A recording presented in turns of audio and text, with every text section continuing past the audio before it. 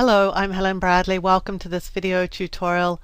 In this tutorial, I'll show you how to create a spirograph very quickly and very easily in Photoshop. As usual, before we get started with this tutorial, we're going to look and see what it is that we're aiming at. This is one of the spirographs of the kind that we're going to create. Here's another one. This one's actually the most complex because it gets smaller as it goes on. And here's another one. This one's a little bit more open. So I'm going to show you 3 steps in making the spirograph. Each one of them is going to be just a little bit more technical than the last. I'm going to choose File New, and I'm just creating an 1800 by 1800 pixel document.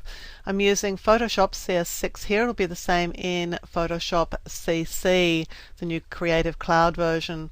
I'm clicking the pen tool. I'm making sure I have no fill, but I do have a stroke, and I'm thinking the stroke is probably a little bit too heavy. Those examples were a little on the heavy side, so I'm going to down my stroke to 1 pixel. And now I'm just going to click, drag to create some sort of an interesting line. And when I've created the line, I'll just press Escape to finish. And this creates a new shape layer. I'm first going to convert this from a shape layer into a rasterized layer. So I'll right click and choose Rasterize Layer.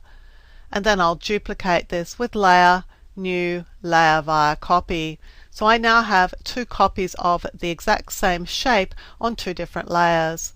I want to free transform this top shape, so I could choose Edit and then Free Transform, or I could press Ctrl and T, which is what I'm going to do in the next shapes that we're going to create. But for now, let's just do it via Edit, Free Transform. The simplest transformation is just to rotate this shape a certain number of degrees. You'll want to use a number of degrees that will divide equally into 360. That will give you a better result. So I'm choosing 10 because 10 will go into 360 without leaving any fractional component left over. And I'll just click the checkmark tool here. Now all I need to do is to hold down Control, Alt and Shift, that would be Command Option Shift on the Mac, and press the letter T. And I'm going to do that repeatedly because every time I do this, I'm copying and transforming that layer that I just created. And I want to do it in this case because I've got a rotation of 10 degrees. I want to do that 35 times to create a full rotation on my shape. And I've just done that now. You can see I'm in shape 1, copy 35. So now I'm going to click the topmost shape and I'm going to shift click on the bottommost layer so that all my layers are selected, and I'm going to merge them. I could choose Layer and then choose Merge Layers. As you can see, we could just press Ctrl E if we wanted to. That makes this just all on a single layer. I'm going to Command click on the new layer icon here to add a new layer, and I've pre-prepared a gradient here. It's a radial gradient and it's a blue and yellow gradient that just makes a really nice little background for my images. And let's just crop it. And there's our first very simple spirograph. This is kind of an open one. I kind of like that. Now let's create another one. I'm going to choose File New again, exactly the same process. I'm going to grab my pen tool. I'm going to click and drag to make a shape. When I get to the end of it, I'll press Escape. I'll rasterize this layer by right clicking and choose Rasterize Layer. And then I'll duplicate it with Layer, New, Layer via Copy. I also want to transform this, so I'll press Ctrl and the letter T, Command T on the Mac to get into the Free Transform tool. So far everything is identical to the previous spirograph. This time, however, I'm going to change the point around which it rotates. It rotates by default around the center, but I want to rotate it around something a little more interesting, like this side here. But I still want to use something like 10 degrees. And I'll click the check mark. And now, again, I'm going to rotate another 35 times.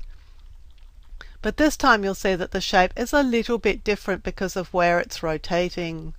When I get back to the end, I'm not the slightest bit concerned that most of this is off the edge. I'm just going to select the first layer, shift click on the bottommost layer, and I'm going to merge these layers together, either by right clicking and choose Merge Layers, or I could press Ctrl E, Command E on the Mac. To overcome the problem that we've lost some of this image off the edge, I'm just going to choose Image and then Reveal All. And that solves that problem. Let's just add a new layer behind it, and let's add our fill to it. And so this is the second of the shapes. It's even more open than the previous one. Kind of a really nice spirograph. I like that one a lot. Okay, let's have a look at the one that shrinks as it goes. Again, same process, file new. There's nothing different about this so far. I'm just going to create a shape. Press the escape key to finish off my line shape. I'm going to make it a raster layer by rasterizing the layer. I'm going to duplicate the layer. All of this is exactly the same as all the others. And I'm going to press Control or Command T to go into Free Transform. I'm going to again select this side point for rotating the image around. I'm going to choose 10%. But the difference this time is I'm going to change this width and height. So I'm going to make sure that they're joined together, and I'm going to change them so that they are both 95%. What that means is that each of these shapes is only going to be 95% of the size of the one before. So it's going to shrink as it rotates. I'll click the check mark here. And again, another 35 times with Control-Alt-Shift-T, Command-Option-Shift-T on the Mac. This time you can see the thing is getting smaller as we go. And in actual fact, we could go well beyond the 35 times this time because we're creating this sort of shell-like shape, and it will continue to rotate, interestingly, even beyond the first 35 rotations. So let's just crop this.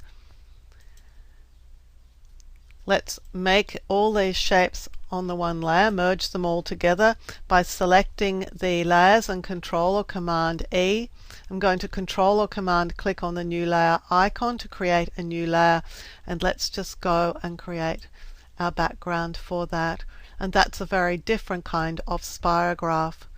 As you can see, these spirographs are very easy to create, and you can use them in all sorts of things as background elements in your collages. I'm sure you'll find lots of ways to use them.